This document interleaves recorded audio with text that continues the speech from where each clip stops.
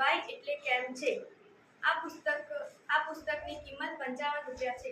આ પુસ્તકના લેખકનું નામ મીનાક્ષી સ્વામી છે. આ પુસ્તક 55 રૂપિયાનું છે. આ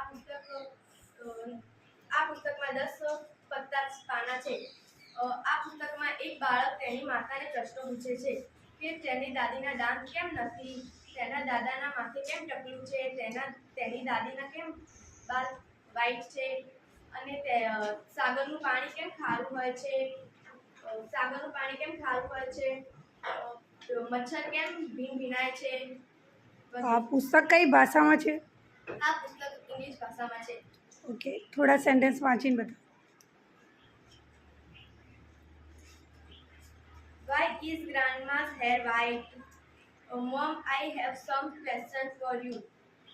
Why does grandpa's